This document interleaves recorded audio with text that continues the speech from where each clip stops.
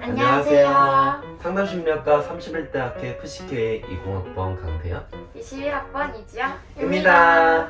자, 오늘도 참 많은 여러분들이 사연을 보내주셨는데요. 작년과 마찬가지로 풍성한 사연들이 기다리고 있으니까 여러분들도 끝까지 집중해서 봐주시면 정말 좋을 것 같습니다. 그리고 댓글도 꼭꼭 달아주시고요. 그리고 좋아요도 꼭꼭 눌러주세요. 네. 자, 그러면 첫 번째 사연 읽어주실까요? 네, 첫 번째 사연입니다. 영원히 안고 가야 할 숙제라고 하는 인간관계 너무 어렵습니다. 더 좋은 관계를 유지하고 만들기 위해서 저도 노력하는데요. 통찰력이 좋은 편이라 다른 사람과 함께할 때 행동이 좋지 않은 의도, 속내 혹은 거짓말 등이 잘 보이고 느껴져서 인간에 대한 회의감도 느끼고 인간관계를 위해 노력해야 할 의지를 상실하는 것 같아요. 그냥 적당히 사람들과 거리를 두면서 혼자의 생활을 즐기는 게 답일까요? 네, 사연 감사드립니다. 영원히 안고 갈 숙제라고 표현해 주셨는데 인간관계가 스트레스의 근원이란 말도 있죠. 사연자님의 사연에 공감하시는 학우분들도 많으실 텐데 어떻게 생각하시는지 여러분들의 의견 부탁드립니다. 일단은 제 생각에 사연자님의 통찰력이 전 되게 부러운 것 같아요. 뭔가 인간관계에 있어서 관찰도 많이 하시고 다른 사람들에게 관심도 많이 쏟아주시니까 그만큼 더 상처도 많이 받으시는 것 같은데, 저는 항상 생각을 하는 게 떠날 사람은 떠나고 남을 사람은 남는다고 생각을 합니다. 이게 뭐 항상 느끼는 거지만 아무리 잘해준다고 아무리 가까웠다고 하더라도 오래 가는 것도 아니고, 그렇다고 멀었다고 해도 항상 멀리만 있는 건 아니라는 생각이 많이 들더라고요. 어떤 일을 계기로 사람이 멀어질 수도 있고 가까워질 수도 있는 건데, 그거는 이제 사연자님의 의지대로 안 될 수밖에 없는 일인 것 같습니다. 네. 그래서 저는 아무래도 사연자님이 가지고 계신 통찰력을 잘 사용하시면은 보다 더 좋은 사람들만 곁에 둘 수 있는 그런 날이 언젠가 오지 않을까라는 생각을 하고 있어서, 네, 사연자님이 지금 하시는 것처럼 많은 사람들을 관찰하고 관찰한 바에 의해서 또 관심도 주고 친하게 지내다 보면은 분명 좋은 사람들만 곁에 남을 거라고 생각합니다. 네, 사연 보내주셔서 감사합니다. 다음 사연 부탁드릴게요. 네, 두 번째 사연입니다. 저는 남한테 화를 못 내요. 내가 화를 내면 상대방이 나를 어떻게 생각할까? 이런 생각에 억울한 상황이 오면 항상 꾹 참고 집에 와서 울고 혼자서 화를 참았어요. 대인관계에서 저도 당당해지고 싶은데 계속 남 눈치만 보고 위축되는 것 같아요. 이런 저 어떻게 해야 할까요? 심리학에서는 화가 내 기분을 지키기 위한 방지턱 역할을 해준다고 하죠. 하지만 사연자님처럼 타인이 생각하는 나를 의식하다가 홀로 삼키시는 분들이 정말 많습니다. 건강하게 화를 내는 방법에 대해서 전수해 주실 학우분들 그리고 조언을 좀 구하고자 합니다. 저도 이 사연을 보고 되게 공감을 받는데요. 저도 남한테 원래 화를 정말 못 내는 스타일이었어요. 근데 이게 시간이 지나면 지날수록 저한테 너무 큰 마음의 상처가 돼서 다시 되돌아오더라고요. 그래서 요즘에는 내 감정을 타인의 감정보다 좀 더 우선시 생각하고 적당히 감정을 방출시키도록 노력을 하고 있어요. 그러니까 점점 마음의 화도 줄어들고 오히려 상대방을 대할 때 더 편안히 대할 수가 있더라고요. 사연자분도 꼭 긍정적인 변화가 있기를 기도해봅니다. 그럼 다음 사연 부탁드립니다. 네, 세 번째 사연입니다. 안녕하세요. 저는 1년 넘게 연애하고 있는 20대 초반 대학생입니다. 저는 지금까지 연애 상담을 받아본 적이 없어서 라디오의 고민을 조금 털어보고자 글을 남기게 되었습니다. 다름이 아니라 저의 고민은 연인과 싸울 때 건강하게 싸우는 방법에 대해 고민이 많습니다.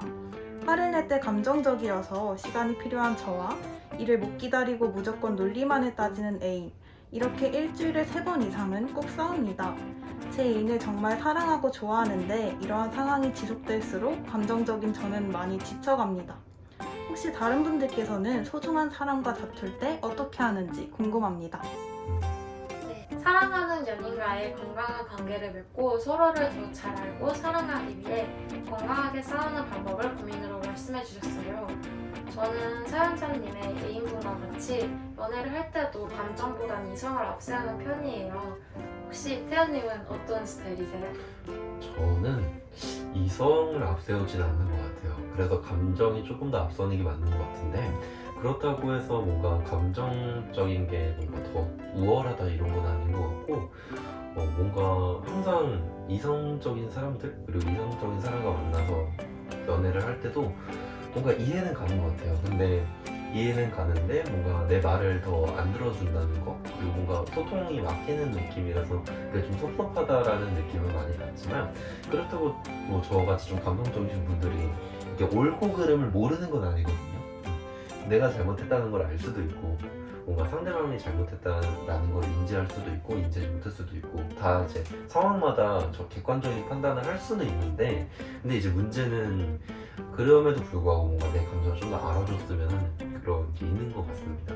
혹시 애인이 감정을 알아줬으면 한다라고 하면서 말을 하면은 어떻게 대처하실 생각이신가요? 사실 저는 머리로는 이해는 안 돼도 그래도 상대방의 감정을 존중해주기 위해서 사실 이해하는 척을 많이 하긴 합니다. 근데 이렇게 넘어가면은 싸울 일이 별로 없고, 저도 상대방의 감정을 이해하려고 노력하기 때문에 저도 감정적으로 조금 발전하는 부분도 있더라고요. 정말 많이 어려운 문제인 것 같습니다. 아무래도 사람마다 성향이 다르다 보니까. 그래서 예민과 싸울 때 건강하게 싸우는 방법에 대해서 결론적으로 질문을 주신 건데, 건강하게 싸우는 방법, 저는 일단 확실한 거는 잘잘못을 따지다기보다는 그 상황에 대한 확실한 판단이 필요할 것 같아요. 그러니까 내가 이렇게 행동했을 때 너는 이렇게 행동했고, 그 행동에 너는 다시 이렇게 행동했고, 이런 거를 다 정리를 한 다음에 그 상황 속에서 감성적인 사람은 이게 나는 이 과정에서 이런 게 서운했어 라고 좀 정리를 할 필요가 있을 것 같고, 이성적이신 분은 여기서는 너가 잘못한 것 같아 라고 해서 서로 좀 정리할 수 있는 시간을 가지면 좋을 것 같습니다. 물론 정리라는 것 자체가 감정적으로 흥분이 되어 있을 때는 좀 어려운 면이 없잖아 있는데, 둘 다 그런 감정을 사귀기 위해서 좀 더 노력을 하는 그런 과정이 되게 중요하지 않을까 라는 생각이 들고, 애인분과도 그런 과정을 좀 연습해보시고 훈련해보시면 어떨까 라는 생각이 드는 것 같습니다. 자, 다음 사연 말씀해주세요. 자, 네 번째 사연입니다. 안녕하세요. 저는 요즘 하고 싶은 게 너무 많아서 공부도 알바도 비교과 활동 이외에도 모든 것을 열심히 하고 있습니다. 그런데 너무 열심히 하다 보니 체력적으로도 너무 힘들고 가끔 내가 왜 이렇게 살고 있지라는 의문이 들기도 해요. 남들이 봤을 땐 바쁘게 산다며 정말 대단하다고 좋은 말을 많이 해주지만, 한편으로 뿌듯하기도 하지만 한편으로는 괜히 욕심을 부려 제 자신을 혹사시키는 것이 아닌가라는 생각도 듭니다. 예전엔 마냥 뿌듯하기만 했는데 요즘엔 너무 힘들어서 그냥 다 그만둘까라는 생각도 들고, 삶의 의욕이 너무 떨어지는데 이런 생각이 들 때마다 어떻게 극복해 나가면 좋을까요? 두 마리 혹은 그 이상의 토끼를 잡고 계시는 사연자님께서 지금 번아웃 상태가 되신 것 같아 보입니다. 이를 경험했었고 또 잘 극복해내신 학우분들만의 방법을 공유해주세요. 저도 사연자님만큼 많은 활동을 동시에 하고 있는데요. 확실히 공부도 하고 돈도 벌고 그 다음에 비교과 활동도 하다 보면 너무너무 시간에 치이는 일이 많은 것 같습니다. 이게 처음에 한두 번은 뭔가 성취감으로 극복해낼 수 있는 것들인데, 이게 시간에 치이고 내가 잘 시간마저도 쪼개는 상황이 오게 되면은 그게 그렇게 정신적으로 힘들더라고요. 그래서 저는 사연자님이 한 일주일 정도를 그냥 자기만의 시간으로 혼자서 대중교통을 타고 멀리 떠나본다든지 아니면 혼자만의 시간을 좀 가지시는 게 좋을 것 같습니다. 아무래도 사연자님께서는 하루를 최대한 보람차게 보내고 싶으신 분이실 거고, 그리고 하루나 아니면 한 달, 그게 늘어나서 1년이 되고 그걸 다 경험치로 삼으려는 굉장히 진취적인 분이신 것 같아요. 그렇게 진취적인 의욕이 분명 나중에 큰 성공을 불러오겠지만, 그 성공을 불러오는 과정에서 삐끗해서 넘어지지 않도록 본인의 스스로를 잘 가꾸고 관리하셨으면 좋겠습니다. 저도 그렇고 사연자님도 그렇고 꼭 성공하기를 바라겠습니다. 사연자님의 사연을 듣고 나니 사연자님이 너무 대단하다는 생각이 듭니다. 저는 제 성격상 절대 열심히 살 수 없는 몸이기 때문에 사연자님의 삶이 너무 부럽기만 한데요. 그러니까 사연자님의 삶이 잘못됐다 생각하지 마시고 사연자님의 마음이 가는 대로 그냥 열심히 살고 싶으면 열심히, 대충 살고 싶으면 대충 이렇게 살면 될 것 같습니다. 네, 그렇습니다. 저도 뭔가 사연자님과 공감이 많이 되는 것 같아서 사연자님의 삶을 자연스럽게 응원하게 되는 것 같습니다. 다음에 언젠가 저를 만나게 된다면 밝게 인사해 주시면 제가 알아볼 수 있을지도 모르겠습니다. 네, 정말 사연 보내주셔서 감사하고요. 그리고 다음 질문 부탁드릴게요.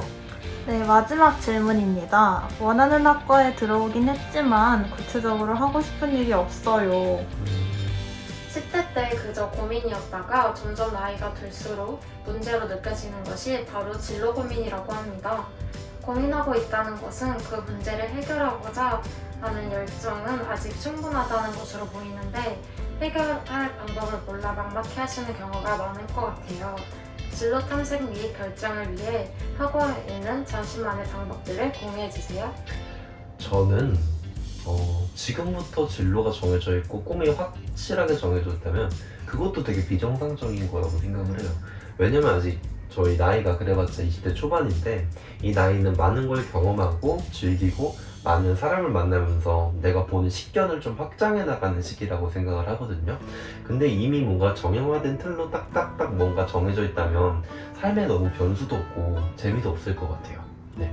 그렇기 때문에 지금은 뭔가 자유롭게 지금의 그 고민을 즐기시면서 뭔가 어떤 길로 갈지 그리고 어떤 길이 좀 더 재밌고 멋있을지에 대해서 고민하는 게 그게 저는 정말 20대다운 그리고 20대 초반다운 생각이신 것 같고 앞으로도 계속 고민하시다 보면은 분명 그 누구보다도 좋은 길을 찾으셔서 충분히 정상에 오르실 수 있을 거라는 생각이 듭니다. 네. 고민은 언젠가 다시 그 고민한 시간만큼 성과를 가져다 준다고 저는 생각을 하거든요. 그렇기 때문에 좀 더 고민도 해주시고 그리고 본인의 삶에 대해서 돌아보시면은 충분히 지금 진로를 정한 친구들보다도 더 빨리 그리고 더 정확한 길로 가실 수 있을 것 같다는 생각이 듭니다. 네, 올해도 정말 많은 분들이 우리 라디오 사연에 참가해 주셨는데요. 저희가 시간 관계상 이 정도 사연까지만 전달 드릴 수 있는 점 죄송하게 생각을 하는 바입니다. 네. 코로나로 인해 계속 이렇게 비대면으로 만나 뵙고 있는데 코로나가 빨리 종식되어 상담심리학과 학우분들을 대면으로 만나 뵀으면 좋겠습니다. 이렇게라도 사연을 보내주신 여러분들께 감사 인사를 드립니다. 네, 지금까지 상담심리학과 31대 학회 푸시케 홍보미디어부 20학번 강태현 21학번 이지영이었습니다. 였습니다. 감사합니다.